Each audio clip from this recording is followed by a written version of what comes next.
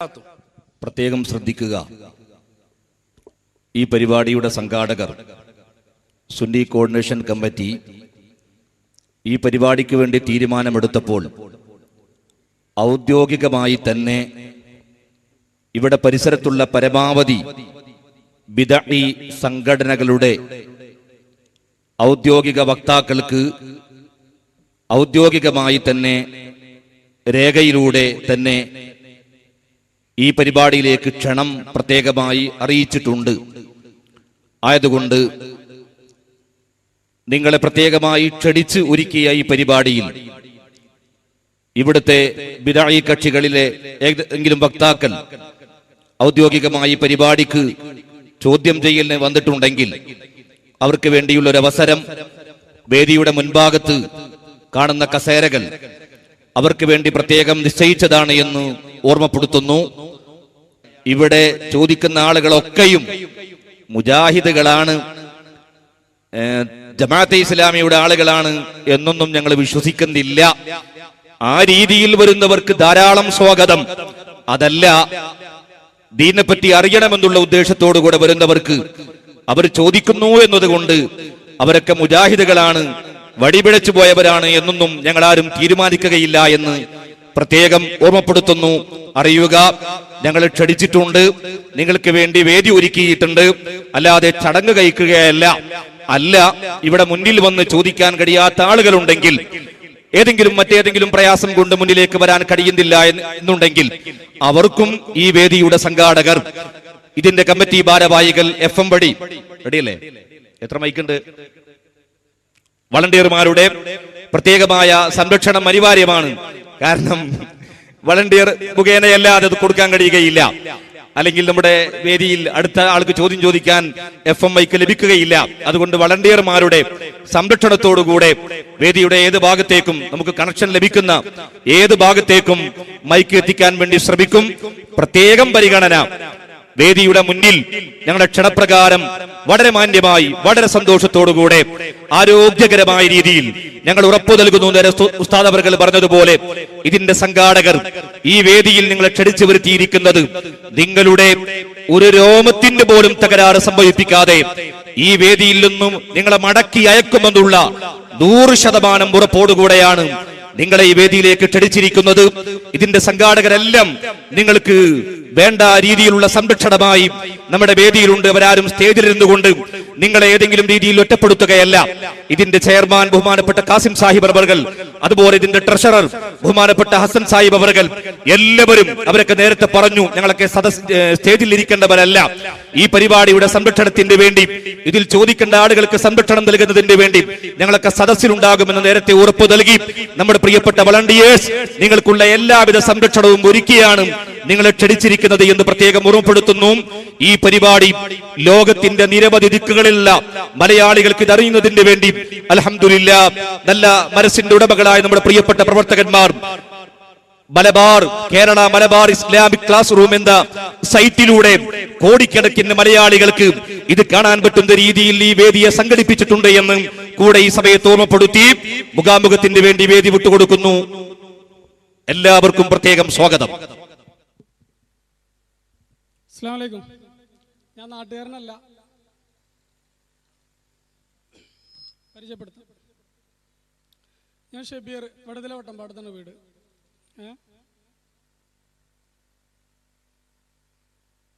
ഒരു ഉറച്ച SSF പ്രവർത്തകനായിരുന്നു ഞാൻ 1999 വരെ. ഇന്ന് സജീവ മെമ്പർഷിപ്പ് ഇല്ലാത്ത മുജാഹിദ് പ്രവർത്തകൻ.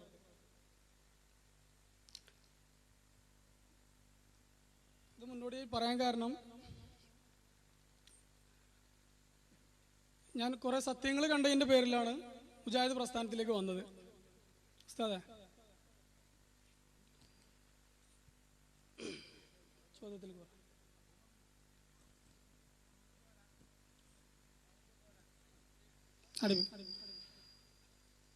അള്ളാഹുവിന് പുറമെ മുഹീദ്ദീൻ ഷേഖ്, പുത്തമ്പള്ളിക്കലെ മൂപ്പര്, പറയങ്കാട് മൂപ്പര്, ഈ അടുത്ത പരിസരത്ത് മുഴുവനുള്ള തങ്ങന്മാരെ അവരവരൊക്കെ വിളിച്ച് സത്യം ചെയ്താലുള്ള വിധി അവൻ കാഫിറാണോ മുസ്ലിമാണോ, സഹീഹായ ഹദീസ് ഉദ്ധരിച്ച് ബഹുമാനപ്പെട്ട പണ്ഡിതൻ മറുപടി പറയാം. ബിസ്മില്ലാഹിർ റഹ്മാനിർ റഹീം.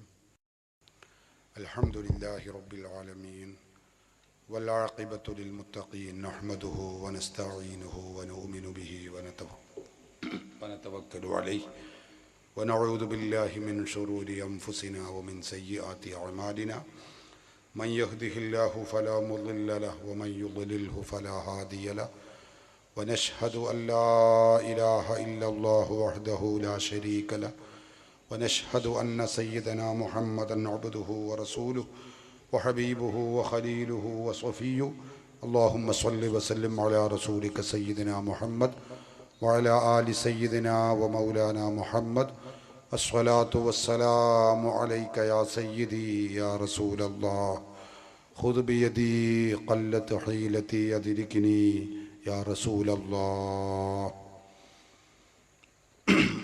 മുഖാമുഖത്തിലെ ആദ്യത്തെ ചോദ്യം, അല്ലാഹുവല്ലാത്ത മഹാത്മാക്കളെ വിളിച്ച് അല്ലെങ്കിൽ അവരെ പറഞ്ഞ് സത്യം ചെയ്യുന്നതിനെ കുറിച്ചുള്ള ചോദ്യമാണ്. അങ്ങനെ സത്യം ചെയ്യുന്നത് അതിൻ്റെ വിധി എന്താണ് എന്നാണ് ചോദ്യം.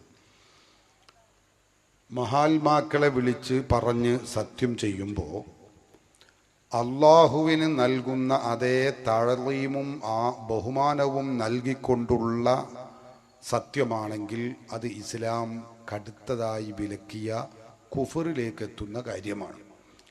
അതേ അവസരത്തിൽ മഹാത്മാക്കളായ ആളുകളെ ബറക്കത്ത് ഉദ്ദേശിച്ചുകൊണ്ട് പറയുന്ന സ്വഭാവം മുസ്ലിമീങ്ങളിൽ കൂടുതൽ കാണും.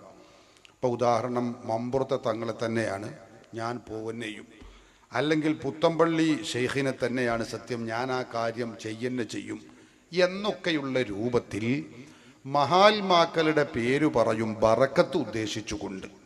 അള്ളാഹുവിൻ്റെ തഅ്ളീമിനെ പോലത്തെ തഅ്ളീമ് ഉദ്ദേശിക്കാത്ത രൂപത്തിൽ ഇങ്ങനെ സത്യം ചെയ്തു പറയുന്നത്, അതിൻ്റെ വിധി ഇസ്ലാമിൽ പണ്ഡിതന്മാർ പറഞ്ഞു അത് കുഫറല്ല, അത് ശിർക്കല്ല, അത് ഇസ്ലാമെന്ന് പുറത്തു പോകുന്ന പരിപാടിയൊന്നും അല്ല. അത് മഹാത്മാക്കളെ ആദരിക്കുകയും അവർക്ക് ബറക്കത്ത് ഉണ്ട്, അവരുടെ ആ ബറക്കത്ത് ഉദ്ദേശിച്ചു കൊണ്ടുമാണെങ്കിൽ അത് അനുവദനീയമാണ്, പുണ്യകർമ്മമാണ് എന്നൊന്നും വാദമില്ല. അത് കുഫറാകുന്ന പ്രശ്നമില്ല. പക്ഷേ ചില പണ്ഡിതർ പറഞ്ഞു അത് ഖിലാഫുൽ ഔലയാണ്, മറ്റു ചില പണ്ഡിതർ പറഞ്ഞു അത് കറാഹത്താണ്. ഏതായാലും അത് ശിർക്കോ കുഫറോ ആവുകയില്ല. എന്നാൽ എല്ലാ മുസ്ലിമീങ്ങളും അങ്ങനെ മമ്പുറത്തെ തങ്ങളെ വിളിച്ചുകൊണ്ട് പറഞ്ഞുകൊണ്ട് അല്ലെങ്കിൽ മുഹയ്യദ്ദീൻ ഷെയ്ഖിനെ പറഞ്ഞുകൊണ്ട് സത്യം ചെയ്യണം എന്ന് അത് പുണ്യകർമ്മമാണെന്നോ അത് ചെയ്യേണ്ടതാണെന്നോ സുന്നികളാരും വാദിച്ചിട്ടില്ല, വാദിക്കുന്നില്ല, പറയുന്നില്ല. അതേ അവസരത്തിൽ ഈ രൂപത്തിൽ ഒരാൾ ചെയ്തു പോയാൽ അത് കറാഹത്താകുന്നു. ബഹുമാനപ്പെട്ട ഇമാം ഇബ്നു ഹജറുൽ ഹൈതമി റഹിമഹുല്ല തൻ്റെ ഷറഹുൽ മുഹദ്ദബ് എന്ന തൻ്റെ തുഹ്ഫത്തുൽ മുഹ്താജ് എന്ന ഗ്രന്ഥത്തിൽ രേഖപ്പെടുത്തി വെച്ചിട്ടുണ്ട്. ബഹുമാനപ്പെട്ട ഇമാം നവവി റഹിമഹുല്ല തൻ്റെ ഷറഹുൽ മുഹദ്ദബിലും മറ്റ് ഗ്രന്ഥങ്ങളിലുമൊക്കെ ഈ മസ്അല പറഞ്ഞിട്ടുണ്ട്. അതിൻ്റെ അടിസ്ഥാനത്തിലാണ് ഞങ്ങളിത് പറയുന്നത്. അപ്പോൾ അള്ളാഹു ആണേ സത്യം എന്ന് ഞാൻ ഒരു കാര്യം പറഞ്ഞാൽ, പുത്തമ്പള്ളിക്കൽ മൂപ്പരാണേ സത്യം എന്ന് പറഞ്ഞാൽ അള്ളാഹുവിനോട് പറയണ പോലെ പുത്തമ്പള്ളിക്കൽ മൂപ്പരോട് പറയണ്ട, ഒരു അക്ജാഹ് പറക്കത്ത്, ഒരു കെയർ ഓഫ് പോലെ പറഞ്ഞാൽ കുഴപ്പമില്ല എന്നാണ് ഉസ്താദ് പറഞ്ഞത്. അതിന് ഹദീസ് കൊണ്ടാണോ ഉദ്ധരിച്ചപ്പോൾ? ഹദീസ് കൊണ്ടാ? ഹദീസ് ഇല്ല. അതാണ് ചോദിച്ചത് ഞാൻ. ഹദീസ് ഉണ്ടോ? കാഫിർ എന്ന് റസൂലുള്ള പറഞ്ഞത് ഓഫാക്കാനേ പാടില്ല. ഞാൻ പറയാതെ മിണ്ടി പോരുത്, ഓഫാക്കരുത്. അല്ല, ഞങ്ങളോടല്ല കേട്ടോ, ഈ മൈക്കക്കാരനോടാ പറഞ്ഞത് മിണ്ടരുത് എന്ന് പറഞ്ഞത്.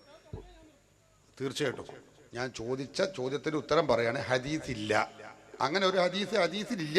ഉറപ്പന്നെ കൊടുക്ക്, മൈക്ക് കൊടുക്ക, ആൾക്ക് കൊടുക്ക്, പറയട്ടെ. കാഫിറാണെന്ന് റസൂലുള്ളാഹി ഹദീസ് കൊണ്ട് ഉദ്ധരിച്ചാൽ അതെ, താങ്കൾ പറഞ്ഞ വാദത്തിന് ഞാൻ മാറൂല. കാരണം എന്തുകൊണ്ട്? റസൂലുള്ളാഹി സ്വല്ലല്ലാഹു അലൈഹി വസല്ലമ തങ്ങൾ പറഞ്ഞ ആ ഹദീസ് കണ്ടുകൊണ്ടാണ് ഞാനിത് പറയുന്നത്.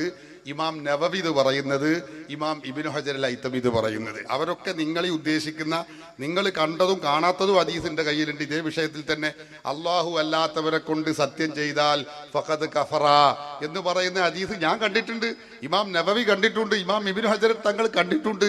പക്ഷേ ആ ഹദീസിന്റെയൊക്കെ വിശദീകരണം നമ്മൾ മനസ്സിലാക്കണം. നമ്മൾ കാണുന്നതിൻ്റെ അർത്ഥത്തിൽ നമ്മൾ ഒരു ഹദീസ് അങ്ങ് കാണുന്നു. ഉദാഹരണം പറഞ്ഞാൽ റസൂലുള്ളാഹിന്റെ ഹദീസിൽ തന്നെ കാണും, ഒരാൾ ഫർള് നിസ്കരിച്ചിട്ടില്ലെങ്കിൽ നിസ്കാരം താരിഖുസ്വലാത്തായ ആള് കാഫിറാണ് എന്ന് കുറിക്കുന്ന ഹദീസിന്റെ കിതാബിൽ കാണും. അപ്പോ നമ്മളെ നാട്ടിലൊരു മുജാഹിദ് പ്രവർത്തൻ, ഒരു ഉദാഹരണം പറയട്ടോ, ഒരു മുജാഹിദ് പ്രവർത്തൻ ഒരു ദിവസം നിസ്കരിച്ചില്ല എന്ന് വെക്കുക. അപ്പൊ അയാൾ കാഫിറാണെന്ന് നമ്മൾ വിധി എഴുതുക എന്ന് പറയാൻ നടക്കുന്ന കേസല്ല. അപ്പൊ അത് പണ്ഡിതന്മാർ പറഞ്ഞു, അതും തത്തുല്യമായ മറ്റ് ഹദീസുകളും പ്രമാണങ്ങളും കൂട്ടിക്കിഴിച്ച് അതെല്ലാം മുന്നിൽ വെച്ചുകൊണ്ട് പറഞ്ഞു, നിസ്കാരം ഉപേക്ഷിക്കുമ്പോഴേക്ക് ആള് കാഫിറാവൂല, വൻ കുറ്റമാണ്, പാപമാണ്. പക്ഷേ ആ കാഫിർ ആവുന്നു എന്ന് റസൂല് പറഞ്ഞത് ഐ മുസ്തഹില്ലൻ ബിഹി എന്ന, അതായത് നിസ്കാരം ഉപേക്ഷിക്കൽ ഹലാലാണ് എന്ന് വിചാരിച്ചുകൊണ്ട് ഉപേക്ഷിക്കുകയാണെങ്കിൽ ഓൻ കാഫിറാണ്. നോക്കുകൾ, റസൂലുള്ള പറഞ്ഞത് എത്രയേ ഉള്ളൂ, മൻ തറക്കസ്വല, ഒരാൾ നിസ്കാരം ഉപേക്ഷിച്ചാൽ ഓൻ കാഫിറാകുന്നു എന്ന ഹദീസിലുള്ളത്. അപ്പൊ ഹദീസ് നേരെ അങ്ങ് നോക്കുമ്പോ നമുക്ക് തോന്നും, ആഹാ, അപ്പൊ മുജാഹിദ് പ്രസ്ഥാനത്തിൽ ഒരാൾ ഒരു ദിവസം ഫുള്ള് നിസ്കരിച്ചില്ലെങ്കിൽ ഓൻ കാഫിറായി, ഫഖദ് കഫറ, ഓൻ കാഫിറായി എന്ന് മുജാഹിദുകൾ തന്നെ ഓനെ കുറിച്ച് വിധി എഴുതേണ്ടി വരും. അപ്പൊ പണ്ഡിതന്മാർ അതൊക്കെ നേരിൽ കണ്ടുകൊണ്ട് പറഞ്ഞു, അങ്ങനെ ഒരു ഹദീസ് ഉണ്ട്, പക്ഷെ നിസ്കാരം ഒരാൾ ഒരു വക്ത് ഉപേക്ഷിക്കുമ്പോഴേക്ക് 2 വക്ത് ഒരാൾക്ക് നിസ്കരിക്കാൻ കഴിഞ്ഞില്ല എന്ന് വെക്കുക, അപ്പോഴേക്ക് അയാൾ ഇസ്ലാം ഒന്ന് പുറത്തുപോയി എന്നൊരു നിയമം ഇല്ല. എന്തുകൊണ്ടില്ല? മറ്റു ഹദീസുകളിലൊക്കെ മറ്റു ഹദീസുകൾ, മറ്റു ആയത്തുകൾ എല്ലാം നോക്കിയിട്ടാണ് ഉലമാക്കൾ, പണ്ഡിതന്മാർ മതത്തിന്റെ വിധികൾ പറയുന്നത്. എന്നതുപോലെ അള്ളാഹു അല്ലാത്തവരെ കൊണ്ട് സത്യം ചെയ്യുമ്പോഴേക്ക് ഫഖദ് കഫറ. നിങ്ങൾ ഓതാൻ പോകുന്ന ഹദീസ് ഒന്നല്ല, നിങ്ങളൊക്കെ ചിലപ്പോൾ ഒന്നേ ഉണ്ടാവുള്ളൂ, എൻ്റെയൊക്കെ 10 ഹദീസ് ഉണ്ട് ആ വിഷയത്തിൽ. ഞാൻ പറയുന്നത് എന്താ, ആ ഹദീസ് കണ്ടുകൊണ്ടാണ് ഞങ്ങളിത് പറയുന്നത്. അപ്പോഴേക്ക് മാത്രം അവൻ കാഫിറാണെന്ന് പറയാൻ പറ്റൂല. കാരണം മറ്റു ഹദീസുകൾ, മറ്റ് നിയമങ്ങളൊക്കെ മുന്നിൽ വെച്ചുകൊണ്ടാണ് പണ്ഡിതർ ഇത് ചർച്ച ചെയ്യുന്നത്. ഇതുകൊണ്ട് മാത്രം അവൻ കാഫിറാണെന്ന് വിധി എഴുതാൻ പറ്റില്ല. അതുകൊണ്ട് അവർ ഒരു ഉപാധി വെച്ചു, അള്ളാഹുവിന് നൽകുന്ന അതേ തഅ്ലീം നൽകിക്കൊണ്ടാണോ അവൻ സത്യം ചെയ്യുന്നത് എന്നാ കാഫിറാകും. ഏതുപോലെ മക്കയിലെ മുശ്രിക്കുകൾ, ആ മുശ്രിക്കുകളുടെ ചരിത്രം എടുത്തു പറഞ്ഞാൽ റസൂലുള്ളാഹി തങ്ങൾ പറയുന്നത് ആ സാഹചര്യം മുന്നിൽ വെച്ചുകൊണ്ടും അന്നത്തെ കാലം വെച്ചുകൊണ്ടാ. അന്നത്തെ മക്ക മുശ്രിക്കുകളുടെ സ്വഭാവം എന്താണെന്ന് ചോദിച്ചാൽ അവരുടെ കാര്യങ്ങൾക്കൊക്കെ ലാത്തയെ തന്നെയാണ് സത്യം, ഉസ്സയെ തന്നെയാണ് സത്യം, മനാത്തയെ തന്നെയാണ് സത്യം എന്ന് പറഞ്ഞ് അവരാരാധിച്ചിരുന്ന ബിംബങ്ങളെ പിടിച്ച് സത്യം ചെയ്തിരുന്നു. ഈ ചെയ്യുന്ന സത്യം അത് ഏത് രൂപത്തിലാ? അവരുടെ ദൈവീകത സമർപ്പിച്ചുകൊണ്ടുള്ള സത്യമാണ്. ആ ആദരവും ബഹുമാനവും നൽകിയിട്ടാണ് അവർ സത്യം ചെയ്തിരുന്നത്. അതാണ് റസൂലുള്ള പറഞ്ഞത്, അങ്ങനെ ഒരാൾ സത്യം ചെയ്താൽ അവൻ കാഫിറാണ്. അതേ അവസരത്തിൽ മുസ്ലിങ്ങളായ നമ്മൾ ബഹുമാനപ്പെട്ട മമ്പുറത്തെ തങ്ങളെയോ അല്ലെങ്കിൽ ബഹുമാനപ്പെട്ട പുത്തമ്പള്ളി ഷെയ്ഖിനെയോ പറയുന്നത് ഈ ദൈവീകത സമർപ്പിച്ചുകൊണ്ടോ അങ്ങനെയുള്ള ഒരു ബഹുമാനം നൽകിക്കൊണ്ടോ അല്ല. അതൊരു ബറക്കത്ത് ഉദ്ദേശിച്ചുകൊണ്ടാണ് നമ്മളത് പറയുന്നത്. ഏതുപോലെ പരിശുദ്ധ ഖുർആൻ എടുത്ത് പരിശോധിച്ചു നോക്ക് നിങ്ങൾ. അള്ളാന്റെ ഖുർആനിൽ തന്നെ നമുക്ക് മാതൃകയില്ലേ? ഖുർആൻ പറഞ്ഞത് എന്താ? വത്തീനി വസ്സൈത്തൂൻ അല്ലേ? വത്തീനി, തീന്, സൈത്തൂനെ തന്നെയാണ് സത്യം. വത്തീനി, അത്തിപ്പഴം അല്ലെങ്കിൽ അത്തിമരം എന്തായാണെങ്കിലും ശരി, അതിനെ തന്നെയാണ് സത്യം. ഖുർആനിലെ എത്ര സ്ഥലത്ത് ഇങ്ങനെ സത്യം ചെയ്ത് പറഞ്ഞിട്ടുണ്ട്. അള്ളാഹു സത്യം ചെയ്ത് പറഞ്ഞതാണത്. അങ്ങനെ എത്ര, വൽ അസ്ർ, കാലത്തെ തന്നെയാണ് സത്യം. വഹാദൽ ബലദിൽ അമീൻ, ഈ മക്കയെ തന്നെയാണ് സത്യം. ഖുർആനിൽ എത്രയോ സ്ഥലത്തുണ്ട്. അപ്പൊ ഇതൊക്കെ നമ്മൾ പാരായണം ചെയ്യുന്നതും നമ്മൾ ഓതുന്നതും ഉണ്ട്. ഒരു ഹദീസ് കാണുമ്പോഴേക്ക് നേരം വെളുത്ത് തുള്ളിച്ചാടികൾ വരാൻ പാടില്ല. മുസ്ലിമീങ്ങളെ കാഫിറാക്കുന്ന സ്വഭാവത്തിലേക്ക് എത്താൻ പാടില്ല. അതിൻ്റെ യാഥാർത്ഥ്യം നമ്മൾ മനസ്സിലാക്കണം. അപ്പൊ ഈ വീക്ഷണവും ഈ വിശദീകരണവും ഉൾപ്പെടെയുള്ള രൂപത്തിലാണോ എന്നാൽ അവന്റെ കാര്യം കുഴപ്പമാണ്. പക്ഷെ സുന്നികളാണല്ലോ, സുന്നികളിൽ നിന്ന് സാധാരണക്കാരാണ് ഇത് ചെയ്യുന്നത്. അവർ തീർച്ചയായും മമ്പുറത്തെ തങ്ങളോ അല്ലെങ്കിൽ പെരുമ്പടപ്പിലെ ശൈഖ് അവറുകളോ അള്ളാനെ പോലെയുള്ള ആ ഉലൂഹിയത്ത് ദൈവീകത സമർപ്പിച്ചുകൊണ്ട് അല്ല ചെയ്യുന്നത്. അതുകൊണ്ട് തന്നെ അത് ശിർക്കല്ല, അത് കുഫറല്ല. അപ്പൊ നിങ്ങൾ ഉദ്ദേശിച്ച ഹദീസിനെയാണ്, അതാണ് ഞാൻ മറുപടി പറയുന്നത്. ഈ ഹദീസും അതിനപ്പുറമുള്ള ഹദീസും ഞങ്ങളൊക്കെ കണ്ടിട്ടുണ്ട്. ഞങ്ങൾക്കിത് പഠിപ്പിച്ചു തന്ന ഞങ്ങളെ ഇമാമുകൾ, ഇമാം ഇബ്നു ഹജർ അൽ ഹൈതമി, ഇമാം മുഹയ്യിദ്ദീൻ നവവി പോലത്തെ മഹാപണ്ഡിതന്മാർ, അവരൊക്കെ ഇത് കണ്ടവരാണ്. അത് കണ്ടുകൊണ്ട് തന്നെയാണ് അവർ നമുക്ക് ഈ നിയമം പഠിപ്പിച്ചു തന്നിട്ടും ഉള്ളത്. അള്ളാന്ന് വിചാരിച്ചിട്ട് സത്യം ചെയ്തില്ലെങ്കിൽ കുഴപ്പമില്ല. നേരെ മറിച്ച് മുജാഹിദുകൾക്ക് ഷാഫി ഇമാം പറഞ്ഞിട്ടുണ്ട്, ഇദാ സഹൽ ഹദീസു ഫഹുവ മദ്ഹബി. അത് കേട്ടാലും നിങ്ങൾ ചിരിക്കും. കാരണം ആ ഷാഫി ഇമാമിന്റെ ആ വാക്ക് ഞങ്ങൾ എടുക്കുന്നത് കൊണ്ടാണ്, മുജാഹിദ് പ്രസ്ഥാനം എടുക്കുന്നത് കൊണ്ടാണ്. ഹദീസ് കണ്ടാൽ റസൂലുള്ള ഒരു കാര്യം ചെയ്തു എന്ന് പറഞ്ഞാൽ അവിടെ പണ്ഡിതന്മാർ പറഞ്ഞോ നോക്കേണ്ട ആവശ്യം ഞങ്ങൾക്കില്ല. അത് ചെയ്യുന്നത് കൊണ്ട്, അത് റസൂലുള്ളാഹിന്റെ ഹദീസ്, ഒരു സഹീഹായ ഹദീസ് കേട്ടോണ്ട്, ഏതെങ്കിലും സഹീഹായ ഹദീസ് കൊണ്ട് കേട്ടുകൊണ്ട് ഇത് ഈ സത്യം ചെയ്യുന്ന വിഷയം ഞങ്ങൾ അത് കാഫിറാണെന്ന്, ഇപ്പൊ ഞങ്ങൾ ഇവിടെ കൊണ്ടുവന്ന ഒരു ഹദീസ്, ഉസ്താദിന്റെ കയ്യിലുള്ള 10 ഹദീസ് ഞങ്ങൾ ഒരു ഹദീസ് കൊണ്ടുവന്നു. ഈ ഹദീസ് ഞങ്ങളോട് വായിക്കേണ്ട ആവശ്യമില്ല. കാരണം ഇതിനേക്കാൾ കൂടുതൽ ഹദീസ് ഉസ്താദ് കണ്ടു, ജനങ്ങളെ തെറ്റിദ്ധരിപ്പിച്ചു കഴിഞ്ഞു ഓൾറെഡി. ആ സ്ഥാനത്ത് ഞങ്ങൾ ആ ഒരു ഹദീസ് വായിക്കേണ്ട ആവശ്യമില്ല. പക്ഷെ ഷാഫി ഇമാം പറഞ്ഞ ആ വിഷയം ഹദീസ് സ്വീകാര്യമായി കണ്ടാൽ അതാണ് എൻ്റെ മദ്ഹബ് എന്ന് പറഞ്ഞാൽ, അത് കണ്ടത് കൊണ്ട് ഞങ്ങൾ സഹീഹായ ഒരു ഹദീസ് സ്വീകരിക്കുന്നത് കൊണ്ട് വല്ല തെറ്റുണ്ടോ? അത് പണ്ഡിതന്മാരുടെ അഭിപ്രായ വ്യത്യാസത്തിന് ആയാലും ശരി തപ്പിപ്പിടിക്കും. കാരണം ഞാനൊരു പരിചയമില്ലാത്തൊരു വ്യക്തിയാണ്. ഒരു മിനിറ്റ് ഉസ്താദ്, വേറൊരു തെറ്റിദ്ധാരണയും കൂടി ഉണ്ട് ഇവിടെ. അതായത് അൽവി സഖാഫിയുടെ ഒരുപാട് മുഖാമുഖം കണ്ടിട്ടുള്ള വ്യക്തിയാണ് ഞാൻ.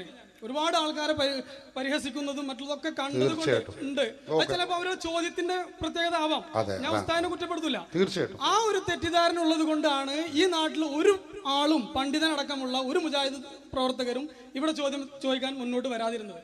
പക്ഷെ ഞാൻ എൻ്റെ നാട്ടിൽ വടുതല വട്ടമ്പാടം എന്ന സ്ഥലത്ത് ഒരു സത്യ മാർഗം, അല്ലെങ്കിൽ ഞാൻ മനസ്സിലാക്കിയ ഒരു സത്യം മനസ്സിലാക്കി കൊടുക്കാൻ ജനങ്ങൾ, ഞാനടക്കമുള്ള പ്രവർത്തകർ ശ്രമിക്കുന്നുണ്ട്. അവിടെ ഇങ്ങളെ പോലുള്ള പണ്ഡിതന്മാരെ ഇതേപോലെ പറഞ്ഞ് മനസ്സിലാക്കി കൊടുക്കുകയാണ്. മുടിക്ക് സനത് കാണിച്ചു കൊടുക്കുന്നു, അല്ലെങ്കിൽ മറ്റുള്ള വിഷയങ്ങൾക്ക് സനത് കാണിച്ചു കൊടുക്കുന്നു. അത് പറഞ്ഞാൽ എനിക്ക് പിടിക്കൂലെന്നറിയാം. ഞാൻ പരിഹസിക്കേണ്ടി വരിക. ഈ ഇടയിലുള്ള ഈ കുളത്തുണ്ടല്ലോ, സോറി ക്ഷമിച്ചു. ഞാൻ ക്ഷമ നൽകിയിരിക്കുന്നു തൽക്കാലം. നിങ്ങൾ ക്ഷമിച്ചത് കൊണ്ട് അൽഹംദുലില്ലാ. അത് ഉസ്താദിന്റെ മുഖാമുഖത്തിൽ കാണാത്തൊരു സംഭവമാണ്. എപ്പോഴും കാണലുണ്ട്. നിങ്ങൾ എല്ലാ മുഖാമുഖം കണ്ടിട്ടില്ല. അതിന് ഞാൻ തറക്കെന്ന് പറയാം. നിങ്ങളത് കഴിഞ്ഞാൽ ഇരിക്കുന്നിട്ട് ഞാൻ ബാക്കി പറഞ്ഞുതരാം. നിങ്ങൾ ഇരിക്കി. 2-3 വിഷയങ്ങളാണ് ഇപ്പം നിങ്ങൾ പറഞ്ഞത്. നിങ്ങൾ വിഷയത്തിലേക്ക്, മർമ്മത്തിലെ വിഷയത്തേക്ക് എത്തുന്നതിന് മുമ്പ് ഒന്ന് അലവി സഖാഫി പരിഹസിക്കലുണ്ട് ഇത് നിങ്ങൾ പറഞ്ഞു. ശരിയായിരിക്കാം, ഞാൻ പരിഹസിക്കലുണ്ട്. കാരണം എന്താ, ഈ ജാതി പരിഹാസം അങ്ങോട്ട് വരുന്നത്. അപ്പോൾ ഇങ്ങോട്ട് വരുമ്പോൾ ജസാഉ സയ്യിഅത്തിൻ സയ്യിഅത്തും മിസ്ലുഹാ ഖാല അല്ലാഹു അസ്സ വജൽ. ഇത് ഖുർആൻ പഠിപ്പിച്ചതാ. ഇങ്ങോട്ട് കുത്തുമ്പോൾ അങ്ങോട്ടും കുത്തും. അതന്നെ. നല്ല നിലക്ക് ഇങ്ങനെ പോവുകയാണോ, നല്ല നിലക്ക് മറുപടി അങ്ങോട്ടും കുത്തും. മുജാഹിദ് കഴിഞ്ഞിട്ടില്ല. ഞങ്ങൾ ബേജാറാണ്. നിങ്ങൾക്ക് ഇഷ്ടം പോലെ ചോദിക്കാനുള്ള അവസരം തരും. നിങ്ങളാരും ബേജാറാകേണ്ടതില്ല. ഞങ്ങൾ വെറുതെ ഒരു മുജാഹിദിനും പരിഹസിക്കലില്ല. ഞങ്ങൾക്ക് അതിൻ്റെ സ്വഭാവമില്ല. ഞങ്ങൾക്ക് ആരെങ്കിലും, ഞങ്ങൾ ഈ സമയം, ഊർജം എത്രയാണ് ഞങ്ങളൊക്കെ ഇപ്പം ഇതിനു വേണ്ടി സമയം ചെലവഴിക്കുന്നത്, എത്ര ചെലവുണ്ട് നമ്മുടെ പ്രവർത്തകർക്ക് ഇത് സംഘടിപ്പിക്കാൻ. എന്തിനാണ് ഇതൊക്കെ ചെയ്യുന്നത്? ഒരാൾ ഇതുകൊണ്ട് നന്നാവട്ടെ എന്ന് കരുതിയിട്ടാ, ഹിദായത്താവട്ടെ എന്ന് കരുതിയിട്ടാണ് ഞങ്ങൾ ഇതിന് ഇവിടുത്തെ പ്രവർത്തകന്മാർ ശ്രമിക്കുന്നത്. പിന്നെ നിങ്ങളെ പരിഹസിച്ച് വെറുതെ സമയം കൊല്ലുക എന്ന് പറഞ്ഞാൽ ഞങ്ങളെ സ്വഭാവമല്ല. പിന്നെന്താണ്, ഞങ്ങൾ മുഖാമുഖത്തിൽ സാധാരണ പറയും, ഞങ്ങൾ ഇങ്ങോട്ട് മേക്കിട്ട് കയറരുതേ, ഇങ്ങോട്ട് കയറിയാൽ ഞങ്ങളും കയറും. നേർക്ക് നേരെ പോവാണോ റെഡി, അതിന് ഞങ്ങൾ റെഡിയാണ്. പിന്നെ ഞങ്ങൾ എന്നും ഒരു മുൻകയറി മയ്യത്താകുക, നിങ്ങൾ എന്നൊരു മുൻകയറി നെക്കീറാകുക, അത് നടക്കൂല. അങ്ങോട്ടും ഇങ്ങോട്ടും ചിലപ്പോൾ വേണ്ടി വരും. ഇതാണ് നമ്മൾ പറയാം. അല്ലാതെ നമ്മൾ ആവശ്യമില്ലാതെ ആരും പരിഹസിക്കലില്ല എന്ന് കരുതി നമ്മളെ പരിഹസിക്കാൻ നിന്നാൽ നമ്മൾ വെറുതെ വിടൂല്ല. അത് ഖുർആൻ പഠിപ്പിച്ചതാണ്. അതവിടെ ഇരിക്കട്ടെ. ഞാൻ ആ ഭാഗം അവിടെ വെച്ചു. മറ്റൊന്ന്, നിങ്ങളെ ചോദ്യത്തിൻ്റെ ആദ്യ ഭാഗത്ത് നിങ്ങൾ പറഞ്ഞ ഒരു കാര്യവും കൂടി ഞാൻ പരാമർശിക്കാം. ഞാൻ കുറേ കാലം SSFകാരനായിരുന്നു. പിന്നെ ചില സത്യങ്ങൾ മനസ്സിലായിട്ട് ഇങ്ങോട്ട് വന്നതാണ്. നിങ്ങൾ അറിഞ്ഞോ അറിയാതെയോ ആയി പറഞ്ഞുപോയി. സത്യത്തിൽ അത് സത്യങ്ങളല്ല. നിങ്ങൾ ആ മനസ്സിലാക്കിയതൊക്കെ അസത്യമാണ് എന്ന് നിങ്ങളെ സങ്കടപൂർവം അറിയിക്കേണ്ടി വന്നതിൽ നമുക്ക് അതിയായ വേദന ഉണ്ട്. നിങ്ങളാ മനസ്സിലാക്കിയതൊന്നും സത്യമല്ല. ഇരിക്കട്ടെ, ഞാൻ പറഞ്ഞു കഴിഞ്ഞിട്ടില്ല, നിങ്ങൾ മൊത്തത്തിലേ പറഞ്ഞിട്ടുള്ളൂ. അത് ഓരോന്നിങ്ങനെ നൂലിഴ കീറി ഇവിടെ ഇങ്ങനെ ചർച്ച ചെയ്യുമ്പോൾ നമുക്ക് മനസ്സിലാകും അത് സത്യമാണോ അസത്യമാണോ. അത് ഓരോന്ന് നിങ്ങൾ പറയട്ടെ, അപ്പൊ നമുക്ക് പറയാം. ഇപ്പൊ ഞാൻ നിങ്ങൾ മൊത്തത്തിൽ പറഞ്ഞതിനെ മൊത്തത്തിൽ പ്രതികരിക്കുന്നു എന്ന് മാത്രം. മറ്റൊരു കാര്യം, ഇവിടെ കേരളത്തിൽ വഹാബി പ്രസ്ഥാനം 1920-കൾക്ക് ശേഷമാണ് വരുന്നത്. ഇവിടെ ഉള്ള വഹാബികളെ ഏത് വഹാബികൾ എടുത്തോളൂ, ഓലൊന്നും ആകാശത്തുനിന്ന് ഇങ്ങോട്ട് ചാടി വന്നവരല്ല. ഇവിടെയുള്ള സുന്നി കുടുംബത്തിൽ പിറന്ന് സുന്നിയായി ജീവിച്ച് സുന്നിയായി പ്രവർത്തിച്ച് ആളുകളെ തന്നെയാണ് എല്ലാ വഹാബികളും. പിന്നെ നിങ്ങളെ കാര്യം മാത്രം നിങ്ങൾ എടുത്തു പറയേണ്ടതില്ല. ഞാൻ കയ്യിലൊരു കേൾക്കാൻ ഒരു താല്പര്യമില്ല. ഞാൻ കണ്ട കാലം SSF സുന്നിയായിരുന്നു, പെട്ടെന്ന് ഇവിടെ മുജാഹിദ് ആയതാന്ന് പറയേണ്ടതില്ല. കാരണം ഇവിടുത്തെ ഏത് മുജാഹിദും അങ്ങനെ തന്നെയാണല്ലോ. പിന്നെ നിങ്ങളതായിട്ട് പ്രത്യേക താല്പര്യമൊന്നുമില്ല. മുജാഹിദിന്റെ KM മൗലവിയുടെ സ്വഭാവം തന്നെ, അയാൾ K മുഹമ്മദ് കുട്ടി മൗലവി മുസ്ലിയാരായിരുന്നു അല്ലേ. പിന്നെ അയാൾ ചില പ്രത്യേക ഭൗതിക താല്പര്യങ്ങൾക്ക് വേണ്ടി അയാൾ മാറിയതാണ്. ഇരിക്കട്ടെ, മാറാനുള്ള കാരണം എന്താണ്, അതിലേക്കൊന്നും ഇപ്പൊ ഞാൻ കടക്കുന്നില്ല. അപ്പൊ അതൊന്നൊരു വലിയ സംഗതിയായിട്ട് പറയണ്ട. ഞാൻ സുന്നിയായിരുന്നു, പെട്ടെന്നാണ് മുജാഹിദ് ആയതാണ് എന്ന് പറഞ്ഞാൽ അത് ജിബിരിയിൽ വന്നിട്ട് മുജാഹിദ് ആയിക്കോന്ന് പറഞ്ഞതൊന്നുമല്ല. അത് ആവാൻ നിങ്ങൾക്ക് ഒന്നുകിൽ അബദ്ധം പറ്റി, അല്ലെങ്കിൽ ഭൗതിക കാര്യ താല്പര്യങ്ങളുണ്ട്, അല്ലെങ്കിൽ ഏതോ വിവരമില്ലാത്ത മൗലവിമാര് നിങ്ങളെ പറ്റിച്ചു. പാവം, നിങ്ങൾ അതിൽ അകപ്പെട്ടു പോയി. നിങ്ങൾ കണ്ടെത്തിയത് സത്യമാണെന്ന് നിങ്ങൾ തെറ്റിദ്ധരിച്ചു. ഇതൊക്കെയാണ് കുഴപ്പം. ഇരിക്കട്ടെ, ചോദ്യത്തിന് മറുപടി പറയാം. എന്താ ചോദ്യം? ഇദാ സ്വഹൽ ഹദീസു ഫദാക മദ്ഹബി എന്ന് ഇമാം ഷാഫി റളിയല്ലാഹു അൻഹു പറഞ്ഞിട്ടുണ്ടല്ലോ. ആ പറഞ്ഞത് ഞങ്ങൾ അംഗീകരിക്കുകയാണ്. അത് അംഗീകരിക്കുകയാണെങ്കിലും നിങ്ങൾ അനുവദിക്കില്ലല്ലോ. കാരണം നിങ്ങളെ ഇമാമിങ്ങൾ പറഞ്ഞതല്ലേ നിങ്ങൾ സ്വീകരിക്കുകയുള്ളൂ എന്നാ പറഞ്ഞത്. ചോദ്യം കേട്ടാൽ കരുതുന്നത് ഭയങ്കര സംഗതിയാണ്. ഇതിന്റെ യാഥാർത്ഥ്യവും നിങ്ങൾ മനസ്സിലാക്കാതെ പോയതിലായി എനിക്ക് സങ്കടം. കാരണം ഇദാ സ്വഹൽ ഹദീസു ഫദാക മദ്ഹബി എന്ന് ഇമാം ഷാഫി റളിയല്ലാഹു അൻഹു പറഞ്ഞത് ആരോടാണ്? എന്താണ് ആ പറഞ്ഞതിന്റെ അർത്ഥം? നിങ്ങൾക്ക് നിങ്ങളെ മൗലവിമാർ അത് പഠിപ്പിച്ചു തന്നിട്ടില്ലല്ലോ. ഞാൻ സങ്കടപ്പെടുകയാണ് നിങ്ങളെ കാര്യത്തിൽ. ഈ കാര്യം ഇമാം ഷാഫി പറഞ്ഞ് പഠിപ്പിച്ചു തന്നതാർക്കാ? അവിടുത്തെ ശിഷ്യഗണങ്ങളാകുന്ന സുഹാബ് എന്ന് അറബിയിൽ പറയും. അതായത് ഇജ്തിഹാദിന്റെ പവർ എത്തിയിട്ടുള്ള, ഇജ്തിഹാദ് എന്ന് പറഞ്ഞാൽ ഖുർആനും സുന്നത്തും നോക്കിയിട്ട് മതവിധികൾ നിർദ്ധാരണം ചെയ്ത് കണ്ടുപിടിക്കാൻ യോഗ്യതയുള്ള മഹാമനീഷികളായ പണ്ഡിത വരേണ്യന്മാർക്കാണ് അവരോടാണ് ഇമാം ഷാഫി റളിയല്ലാഹു അൻഹു പറഞ്ഞത്, മക്കളെ, ഞാൻ ഈ പറഞ്ഞതിൻ്റെ എതിരിൽ നിങ്ങൾ വല്ല ഹദീസും കണ്ടാൽ എൻ്റെ വാക്കല്ല സ്വീകരിക്കേണ്ടത്, നിങ്ങൾ സ്വീകരിക്കേണ്ടത് അള്ളാഹിന്റെ റസൂലിന്റെ ഹദീസാണ്. അതിനെക്കുറിച്ച് ഇമാമുകൾ ലോകത്ത് നന്നായി ചർച്ച ചെയ്തിട്ടുണ്ട്. പണ്ഡിതന്മാർ പറഞ്ഞു. ആ പറഞ്ഞതിന്റെ അർത്ഥം ഇമാം ഷാഫി ഒക്കെ ഹദീസിനെതിരിൽ പറഞ്ഞു എന്നല്ല, തന്റെ വിനയം പറഞ്ഞത്, തവാളുഅ് പറഞ്ഞതാണത്. ഒരു വീക്ഷണം, ഒരഭിപ്രായം പറഞ്ഞു. അല്ല, അതൊരു വെല്ലുവിളിയാണ്. എന്തേ കാര്യം? ഇദാ സ്വഹൽ ഹദീസു ഫദാക മദ്ഹബി, എൻ്റെ അൽ ഹദീസ് സ്വഹീഹായി വന്നാൽ അതാണ് എൻ്റെ മദ്ഹബ് എന്ന് പറഞ്ഞാൽ, എൻ്റെ ഷാഫി മദ്ഹബാകുന്ന എൻ്റെ മദ്ഹബിൽ പറഞ്ഞ കാര്യങ്ങൾ മുഴുവനും ഹദീസ് സ്വഹീഹായിട്ടുള്ള കാര്യങ്ങൾ തന്നെയാണ്, ആരും സംശയിക്കേണ്ടതില്ല എന്ന അർത്ഥത്തിനാണ് ഷാഫി ഇമാം ഈ കാര്യം പറഞ്ഞത് എന്ന് പണ്ഡിതന്മാർ വിശദീകരിച്ചിട്ടുണ്ട്. ഇമാം ഷാഫി പറഞ്ഞ ഈ വാക്കിനെ കുറിച്ച് മാത്രം പണ്ഡിതന്മാര് ഗ്രന്ഥരചന രചിച്ചിട്ടുണ്ട്. ഇമാം സുബ്കി ഈ വിഷയത്തിൽ ഗ്രന്ഥം രചിച്ചിട്ടുണ്ട്. 3 കിതാബുകൾ ആ വിഷയത്തിൽ ഞാൻ തന്നെ കണ്ടിട്ടുണ്ട്. ഞാൻ പറയുന്നത് അപ്പൊ അതൊക്കെ ഇമാം ഷാഫി പറഞ്ഞതിന്റെ വ്യാഖ്യാനമാണ്. ഇരിക്കട്ടെ, ഞാൻ നിങ്ങൾ പറഞ്ഞതനുസരിച്ചുള്ള വ്യാഖ്യാനാണ് ഇപ്പൊ ഞാൻ പറയുന്നത്. എന്താ അത്? റസൂലുള്ളാഹിന്റെ ഹദീസ് ഇവിടെ നേർക്ക് നേരെ ഇങ്ങനെ കാണുന്നു. അതിനെതിരിൽ ഷാഫി ഇമാം പറഞ്ഞ മദ്ഹബിന്റെ വീക്ഷണവും കാണുന്നു, ഇമാമികൾ പറഞ്ഞതും കാണുന്നു. അപ്പൊ ഞങ്ങൾ ഹദീസ് അല്ലേ സ്വീകരിക്കേണ്ടത്, ഇമാമുകളുടെ കൗലല്ലല്ലോ എന്നാ നിങ്ങൾ ഈ ചോദിക്കുന്നത്. വലിയ കാര്യമാണ് എന്നാ നിങ്ങൾ പറയുന്നത്. സത്യത്തിൽ ഈ ഇമാം ഷാഫിയുടെ കൗല് ഉദ്ധരിച്ച് തരുന്നത് നമുക്ക് ഇമാമിങ്ങളാണ്. ഇമാം നവവിയാണ്, ഇമാം മാവർദിയാണ്, ഈ വലിയ വലിയ ഇമാമുകളാണ്. ഇന്നും ഇന്നലെ ജനിച്ച് വഫാത്തായവരല്ല. സമസ്ത ഉണ്ടായതിനു ശേഷം ജീവിച്ചവരല്ല, നൂറ്റാണ്ട് മുമ്പ് ജീവിച്ച മഹാപണ്ഡിതർ, മഹാമനീഷികൾ, അവരാണ് വിശദീകരിച്ചു തരുന്നത്. എന്നിട്ട് അവര് പറയാണ് ഈ പറഞ്ഞതിന്റെ അർത്ഥം. ഇമാം നവവിയുടെ ശറഹുൽ മുഹദ്ദബിന്റെ 1-ാമത്തെ വാള്യം 53-ാമത്തെ പേജ് എടുത്ത് നോക്കിയാൽ കാണാ, അവര് പറയുന്നു ഇതിന്റെ അർത്ഥം നമ്മൾ ഇമാം ഷാഫി പറഞ്ഞതിനെതിരിൽ ഇഷ്ടം പോലെ ഹദീസ് ഇങ്ങനെ കാണും എന്നല്ല. അങ്ങനെ തെറ്റിദ്ധരിക്കണ്ട.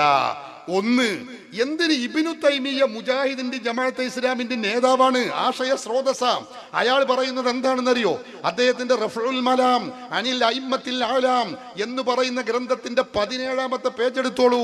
അതിൽ കാണാൻ കഴിയും ബലില്ലദീന കാനൂ ഖബ്ല ജംഇ ഹാദിഹി ദവാബീനി കാനൂ അലമ ബിസ്സുന്ന.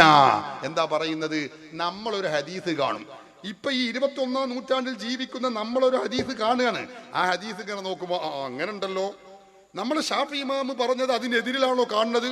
അപ്പൊ ഷാഫി ഇമാമിനെ തള്ളണം, ഈ ഹദീസ് എടുക്കണം എന്നാണ് വിവരമില്ലാത്തവര് ധരിക്കുക. ആരാത് പറയുന്നത്? ഇബ്നു തൈമിയ്യ. അയാൾ പറയുന്നു അത് ശരിയല്ല. എന്തേ കാര്യം? ഇവര് ഈ ഹദീസ് കണ്ടവരാണ്, അവർ ഈ ഹദീസ് പഠിച്ചവരാണ്, മനസ്സിലാക്കിയവരാണ്.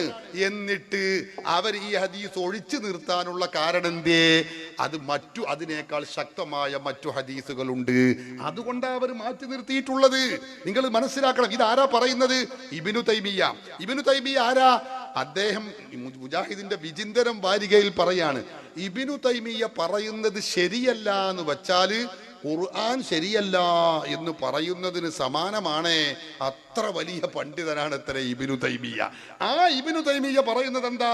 ഇമാമുകൾ കാനൂ അഅലമ ബിസ്സുന്നത്തി ബികസീരിൻ മിനൽ മുതഅഖിരീന, പിൽക്കാലത്ത് വന്ന പണ്ഡിതന്മാരെക്കാളും ഏറ്റവും കൂടുതൽ ഹദീസ് പരിജ്ഞാനമുള്ളവർ ഇമാമുകളാണ്. മദ്ഹബിന്റെ ഇമാമുകൾ ഉൾപ്പെടെയുള്ള ഇമാമുകളാണ്. എന്താ കാരണം? നിങ്ങൾ ചിന്തിച്ചു നോക്ക്. മദ്ഹബിന്റെ ഒരു ചെറിയ ഒരു സംഭവം ഞാൻ പറയാം.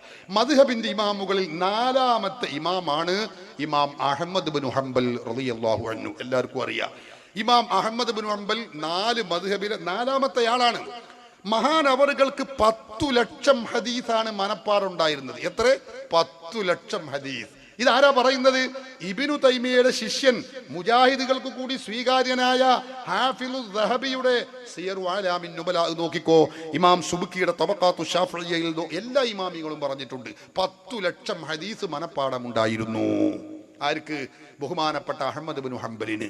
ആ അഹ്മദ് ബിൻ ഹംബലിന്റെ ഉസ്താദാണ് ഷാഫി ഇമാം റളിയല്ലാഹു അൻഹു. അപ്പൊ എത്ര വിവരം ഉണ്ടാകും? എന്നിട്ട് അഹ്മദ് ബിൻ ഹംബൽ പറഞ്ഞത് എന്താ? ഇദാ സുഇൽതു അൻ മസ്അലത്തിൻ, എന്നോടൊരു മസ്അല ചോദിക്കപ്പെട്ടു, ഫലം അറ ഫീഹാ ഹദീസൻ സ്വരീഹൻ, അതിൽ ഞാൻ വ്യക്തമായ ഒരു ഹദീസും ഞാൻ എത്തിച്ചില്ല. ചോദിച്ച വിഷയത്തെക്കുറിച്ച് 10 ലക്ഷം ഹദീസ് മനപ്പാടമുള്ള എനിക്ക് ആ ചോദിച്ച ചോദ്യത്തിന് ഒരു ഹദീസ് കിട്ടിയില്ലെങ്കിൽ ഞാൻ അവിടെ ചെയ്യുന്ന പണി എന്താ? ഞാൻ അവിടെ പറയുന്നത് ഷാഫിഈ ഇമാമിന്റെ ഖൗലാണ്. ഷാഫിഈ ഇമാം ആ വിഷയത്തിൽ എന്തു പറഞ്ഞു അതായിരിക്കും ഞാൻ മറുപടി പറയുക. എന്താ കാരണം? ലിഅന്നഹു ഖദ് ബലഗനി അനിൻ നബി സ്വല്ലല്ലാഹു അലൈഹി വസല്ലം അന്നഹു ഖാൽ, നബി സ്വല്ലല്ലാഹു അലൈഹി വസല്ലം പറഞ്ഞിട്ടുണ്ട്, ആലിമു ഖുറൈശിൻ യംലഉ തിബാഖൽ അർളി ഇൽമാ, ലോകത്ത് മുഴുക്ക വിജ്ഞാനം കൊണ്ട് നിറക്കുന്ന ഖുറൈശിയിലെ ഒരു പണ്ഡിതൻ ഇവിടെ വരാൻ പോകുന്നു എന്ന് റസൂലുള്ള പറഞ്ഞിട്ടുണ്ട്. ഖുറൈശിയിൽ റസൂലുള്ളാഹി തങ്ങൾക്ക് ശേഷം ശാഫിഈ ഇമാം അല്ലാത്ത അങ്ങനത്തെ ഒരു പണ്ഡിതൻ വേറെ ഉണ്ടായിട്ടില്ല. അതുകൊണ്ട് റസൂലാ പറഞ്ഞത് ശാഫിഈ ഇമാമിനെ കുറിച്ചാകുന്നു. അതുകൊണ്ട് ശാഫിഈ ഇമാം അത്ര വലിയ പണ്ഡിതനാണ്. ആരാ പറയുന്നത്? Ahmad bin Hanbal. 10 ലക്ഷം ഹദീസ് മനപ്പാടമുള്ള അഹ്മദ് ബിൻ ഹംബൽ പറയാണ്. നിങ്ങൾ ചിന്തിക്കണം, അവരുടെ ആ ശാഫിഈ ഇമാമിന്റെ ഉസ്താദാണ് ഇമാം മാലിക് തങ്ങൾ. അവരുടെയും മുമ്പ് ജീവിച്ചവരാണ് ഇമാം അബൂ ഹനീഫത്തുൽ കൂഫി എന്ന് പറയുന്ന ഹനഫി മദ്ഹബിന്റെ ഇമാം. സ്വഹാബികളെ നേരിൽ കണ്ടവരാണ്. അവർക്കൊക്കെ ഉള്ള വിവരം എത്രേ? ഞാൻ ചോദിച്ചട്ടെ, ഞാൻ ചരിത്രം പറഞ്ഞ് നീട്ടില്ല. ഞാൻ പറയുന്നത് 4-ാമത്തെ ഇമാമായ അഹ്മദ് ബിൻ ഹംബലിന് 10 ലക്ഷം ഹദീസ് മനപ്പാടമുണ്ട്. ഞാൻ ചോദിച്ചോട്ടെ, നമ്മുടെ രാജ്യത്ത്, ലോകത്ത് ഇന്ന് ലോകത്തുള്ള ഹദീസ് ഗ്രന്ഥങ്ങളെല്ലാം കൂടി സെർച്ച് ചെയ്ത് കണ്ടെത്തി പരതിയാൽ ലോകത്ത് എത്ര ഹദീസ് ഉണ്ട് നിങ്ങൾക്കറിയോ? 10 ലക്ഷം ഹദീസ് മനപ്പാടുള്ളവരാ മദ്ഹബിന്റെ ഇമാമുകൾ. ഇന്ന് അരിച്ചു പെറുക്കിയാൽ എത്ര ഹദീസ് കിട്ടും? 1 ലക്ഷം തികയില്ല. ഞാൻ പറയല്ല, തെരഞ്ഞോല് പറയാണ്. ഇമാം സുബുക്കിയുടെ ഇമാം സുയൂത്തിയുടെ തദ്രീബുർ റാവി ഫീ ശർഹി തഖ്രീബിൻ നവാവി എന്ന ഗ്രന്ഥത്തിൽ 1-ാമത്തെ വാള്യത്തിൽ ഈ കാര്യം പറഞ്ഞിട്ടുണ്ട്. ഇമാം സുയൂത്തി തങ്ങൾ ആ കാലത്ത് മുഴുവൻ കിട്ടാവുന്ന ഹദീസ് ഗ്രന്ഥങ്ങൾ മുഴുവനും തപ്പിത്തിരഞ്ഞതിന് ശേഷം പറയാ 1,00,000 തികയില്ലട്ടോ ഇന്നുള്ളത്. ഇമാമുകൾക്ക് 10 ലക്ഷം കിട്ടിയിരുന്നു. നോക്കണം നിങ്ങൾ. നമ്മൾ ഇന്ന് കമ്പ്യൂട്ടർ എന്ന് പറഞ്ഞാൽ കമ്പ്യൂട്ടറിൽ സെർച്ച് ചെയ്ത് കിട്ടും. അതെങ്ങനെ കമ്പ്യൂട്ടറിൽ ഉണ്ടാകുന്നത്? കമ്പ്യൂട്ടർക്ക് അങ്ങോട്ട് കൊടുത്തെങ്കിൽ എങ്ങോട്ട് കിട്ടുള്ളൂ, എല്ലാവർക്കും അറിയാം. അപ്പോ ഈ 1,00,000 ഹദീസാണ് അവർക്ക് പിൽക്കാലത്ത് കിട്ടിയത്. അതിന് കാരണം എന്താ?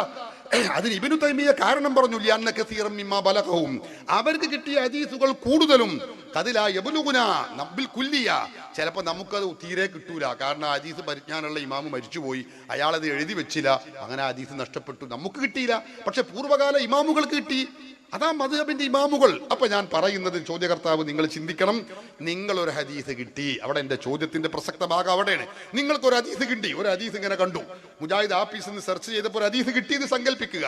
ആ ഹദീസ് ഷാഫി ഇമാമ് മദ്ഹബിന്റെ ഇമാമുകൾ പറഞ്ഞതിനെതിരാണ്. നമുക്ക് കിട്ടിയ ഈ ഹദീസ് ഏതാ? സ്വഹീഹുൽ ബുഖാരിയിലെ ഹദീസാ. സ്വഹീഹുൽ ബുഖാരിയിൽ ആകെ എത്ര ഹദീസാ ഉള്ളത്? ദാ സ്വഹീഹുൽ ബുഖാരി എന്റെ കയ്യിലുണ്ട്. സ്വഹീഹുൽ ബുഖാരിയിൽ ഇന്നുള്ള ആവർത്തന സഹിതം നിങ്ങൾക്കറിയോ? സ്വഹീഹുൽ ബുഖാരിയിൽ എന്റെ കയ്യിലുള്ള ഈ കോപ്പിയിലുള്ളത് 7563 ഹദീസാ. എത്ര? 7563 ഹദീസാണ് ഈ കോപ്പിയിലുള്ളത്. ഇനി സ്വഹീഹ് മുസ്ലിമിൽ എന്റെ ഈ കയ്യിലുള്ള കോപ്പിയിൽ 7563 ഹദീസ് തന്നെയാണ് ഇതിലുള്ളത്. ഇതിൽ ആവർത്തന സഹിതാണ് ഇപ്പൊ ഞാൻ ഈ പറയുന്നത്.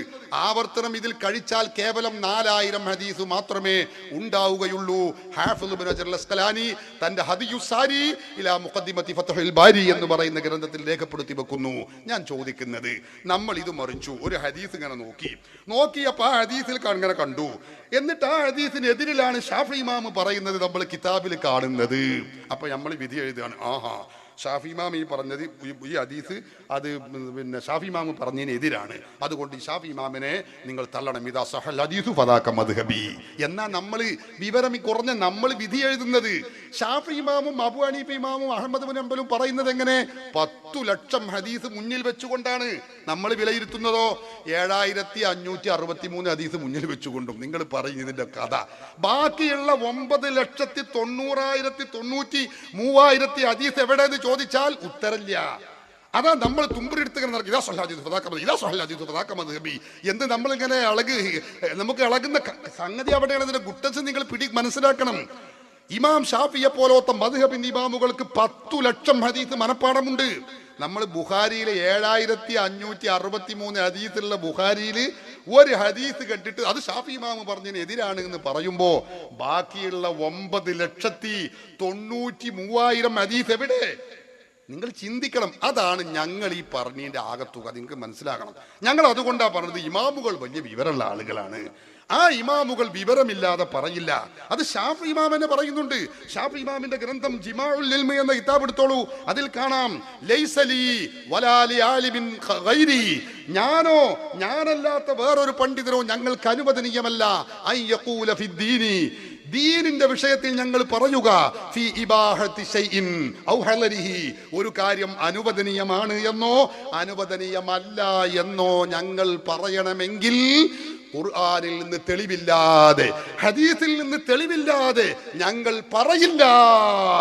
ധാരാ പറയുന്നത് ഇമാമുന ശാഫിഈ റളിയല്ലാഹു അൻഹു തന്റെ സ്വന്തം ഗ്രന്ഥം ഏതാ കിതാബ്?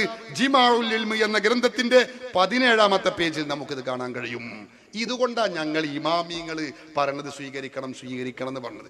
നമ്മൾ സാധുക്കളാണ്. നിങ്ങൾ മാത്രമല്ല, ഞങ്ങളെല്ലാവരും. ഞങ്ങൾക്കൊന്നും വിവരമില്ല എന്ന് പറഞ്ഞാൽ ഒരു വിവരവും ഇല്ല എന്നല്ല. മുജാഹിദ് ചോദിച്ചിട്ട് ഞങ്ങൾ മറുപടി പറയും. അതിനെന്താ കാരണം? മുജാഹിദ് ഒരു വിവരവും ഇല്ലാത്തതുകൊണ്ടാണ്, ഞങ്ങൾക്ക് വിവരം കൂടിയത് കൊണ്ടല്ല. അങ്ങനെ മനസ്സിലാക്കരുത് സഹോദരന്മാരെ. ഈ നമ്മളെ പോലത്തെ സാധാരണക്കാര് ഷാഫി ഇമാം പറഞ്ഞത് ഏത് തെളിവിന്റെ അടിസ്ഥാനത്തിലാണ് നമുക്കറിയില്ല. അതുകൊണ്ട് അവർ പറയുന്ന ഇതിൽ അത് ശരിയല്ല, ബുഖാരിയിൽ ഇങ്ങനെ ഒരു ഹദീസ് ഉണ്ട് എന്ന് പറഞ്ഞാൽ അത് മാന്യമായി നമ്മൾ ചിന്തിക്കണം. നമ്മൾ ശാന്തമായി ചിന്തിച്ചാൽ, ബുദ്ധിപരമായി ഞാൻ ഈ പറഞ്ഞത് അറിയാത്തവരില്ലല്ലോ. 10 ലക്ഷം ഹദീസ് മനപ്പാടമുള്ള ഇമാമുകൾ ജീവിച്ചു പോയിട്ടുണ്ട്. നമുക്ക് ഇന്ന് കിട്ടിയാൽ ആകെ സ്വഹീഹുൽ ബുഖാരിയിൽ ഞാൻ പറഞ്ഞില്ലേ 7000 ചില്ലാനം ഹദീസാണുള്ളത്. എവിടെ നമ്മുടെ കൂട്ടത്തിൽ വിവരമുള്ളവർ? ആ സഹീഹുൽ ബുഖാരി തന്നെ മുഴുവൻ നമുക്കറിയോ? അബ്ദുസലാം സുല്ലമി പറയുന്ന ക്ലിപ്പ് ഇവിടെ കയ്യിലുണ്ട്. അതെന്താ? നമ്മളെ കൂട്ടത്തിൽ ആരാ സഹീഹുൽ ബുഖാരി ആദ്യം മുതൽ അവസാനം വരെ നോക്കിയോലും ഓതിയോലും ആരാണ്? മുജാഹിദുകളോട് സലാം സുല്ലമി ചോദിക്കുകയാണ്. അതാണ് അവരുടെ അവസ്ഥ. മുജാഹിദിന്റെ കഥ അത്രയാണ്. അതുകൂടി അവർ നോക്കിയിട്ടില്ല. അതുകൊണ്ടാണ് നമ്മൾ പറയുന്നത്, നമ്മളെ വക ഒന്നും പറയണ്ട, വിവരമുള്ളവർ പറയട്ടെ. 10 ലക്ഷം ഹദീസും സമാനമായ വിജ്ഞാനങ്ങളുമുള്ള ആളുകൾ പറയട്ടെ. ഇതാണ് മദ്ഹബ് അല്ലെങ്കിൽ ഇമാമുകൾ പറയുന്നതിനെ സുന്നികളായ ഞങ്ങൾ സ്വീകരിക്കാനും അതിന് പ്രാമുഖ്യം നൽകാനും ഉള്ള കാരണം എന്ന് നിങ്ങൾ മനസ്സിലാക്കണം. അതേ അവസരത്തിൽ കേരളത്തിലെ മുജാഹിദ് പറയുന്നത് എന്താ? മുജാഹിദ് പണ്ഡിത സഭയുടെ സംസ്ഥാന വൈസ് പ്രസിഡന്റ് എഴുതിയ പുസ്തകം. ഈ പുസ്തകത്തിൽ സങ്കടം വരും. ഞാൻ സങ്കടം കൊണ്ട് പറയുകയാണ്, നിങ്ങളെ പരിഹസിക്കാൻ തോന്നരുത്. ആ ജാതിയിൽ എഴുതി വെച്ചാൽ ഞങ്ങൾ പറയുമ്പോൾ അത് പരിഹാസമായി കരുതരുത്. മുജാഹിദ് പണ്ഡിത സഭയുടെ സംസ്ഥാന വൈസ് പ്രസിഡന്റ് പറയുന്നത് എന്താ? ഇതിന്റെ 115-ാമത്തെ പേജിൽ പറയുന്നത് നിങ്ങൾ ചിന്തിക്കണം. ലോകത്ത് ഏറ്റവും കൂടുതൽ മുജ്തഹിദുകളായ ആളുകൾ എന്ന് പറഞ്ഞാൽ ഷാഫി ഇമാം, അഹ്മദ് ബിൻ ഹംബലിനെ പോലത്തെ ഇമാമുകൾ ഉള്ള പ്രദേശം ഏതാ? അത് കേരളമാണത്രേ. എന്താ നിങ്ങൾ ഈ കേൾക്കുന്നത്? കേരളത്തിൽ ഷാഫി ഇമാമിന്റെ യോഗ്യത എത്തിച്ച, അങ്ങനെ ഇന്ന് ലോകത്ത് ഏറ്റവും കൂടുതൽ തനി മുജ്തഹിദുകളുള്ള, അതായത് മുജ്തഹിദ് മുത്തലഖുള്ള പ്രദേശം നമ്മുടെ കൊച്ചു കേരളം തന്നെയാണെന്നതിൽ സന്ദേഹമില്ല. നമ്മുടെ മസ്ജിദുകളിലെ 100 കണക്കിന് ഖതീബുമാരും പ്രബോധന വിഭാഗത്തിന്റെ കീഴിലുള്ള അനേകം പ്രബോധകരും ജമിയത്തുൽ ഉലമയിലെ മുഴുവൻ അംഗങ്ങളും ഒരു മദ്ഹബും സ്വീകരിക്കാതെ ഇജ്തിഹാദ് നടത്തുന്നവരാണല്ലോ. അപ്പൊ മുജാഹിദിലെ സർവ്വ മൗലവിമാരും ഷാഫി ഇമാമിന്റെ യോഗ്യത എത്തിച്ച മുജ്തഹിദ് മുത്തലഖുകളാണ്. മുജാഹിദ് സംസ്ഥാന വൈസ് പ്രസിഡന്റ് എഴുതിയ പുസ്തകമാണിത്. നിങ്ങൾ ചിന്തിക്കി, ഷാഫി ഇമാമിന്റെ ഗവേഷണം പോയിട്ട് ഷാഫി ഇമാമിന്റെ 4 അയലത്ത് എത്താൻ പറ്റിയ ഒരു ഉമ്മ പെറ്റ ഒരാള് മുജാഹിദിന് എന്ന് വേണ്ട, മുജാഹിദിനും ജമാഅത്ത് കേരളത്തിൽ ലോകത്തിന്റെ എവിടെ? അതാണ് നമുക്ക് ചോദിക്കാനുള്ളത്. പിന്നെ കേരളത്തിലെ മുജാഹിദ് പറയുന്നത് എന്താ? ഈ മൗലവിമാരൊക്കെ തന്നെയും ഷാഫി ഇമാമിന്റെ യോഗ്യത എത്തിച്ചവരാണെന്ന് പറഞ്ഞാൽ ഞങ്ങൾക്ക് അവിടെ ഓക്കാനം വരികയാണ്. അത് നിങ്ങൾ വരരുത് എന്ന് പറഞ്ഞിട്ട് കാര്യമില്ല. അത് കേൾക്കുമ്പോൾ ഞങ്ങൾ അറിയാതെ ഓക്കാനിച്ചു പോകും. ഷാഫി ഇമാമിന്റെ യോഗ്യത എത്തിച്ച ആൾക്കാരാണ് ഈ താടിയുള്ള മൗലവിമാരൊക്കെ എന്ന് പറഞ്ഞാൽ അത് നിങ്ങൾ ഞങ്ങളെ പറയരുത്. ഞങ്ങൾക്ക് അത് സമ്മതിക്കാൻ പ്രയാസമുണ്ട്. ആലിഫ് ഹറക്കത്തിടാത്ത അറബി വാക്യങ്ങൾ വായിക്കാൻ അറിയാത്ത മൗലവിമാര് അവർ ഇതൊക്കെ ഷാഫി ഇമാമിന്റെ യോഗ്യത എത്തിച്ചു പറഞ്ഞാൽ അത് ഭക്ഷണം കഴിക്കുന്ന ആളുകൾ പറയാൻ പറ്റും. ഇതാണ് ഞങ്ങളും നിങ്ങളും തമ്മിലുള്ള പ്രശ്നം. അടിസ്ഥാനം ഇതാണ് നമുക്ക് അതിനെക്കുറിച്ച് ചുരുക്കി പറയാനുള്ളത്. ചോദിച്ചോളൂ. ഉസ്താദ് ഇപ്പൊ ഇത്രയും വിശദീകരിച്ചോണ്ട് എനിക്കിപ്പോ ഒരുപാട് ഉപചോദ്യങ്ങൾ ഉണ്ടായിരുന്നു. ഇങ്ങനെ മാറി മാറി പോവാന്നല്ലാതെ അതിന്റെ ഉസ്താദിന്റെ സൈക്കോളജി എന്താണെന്ന് മനസ്സിലായില്ല. ഞാൻ മനസ്സിലാക്കിയ സൈക്കോളജി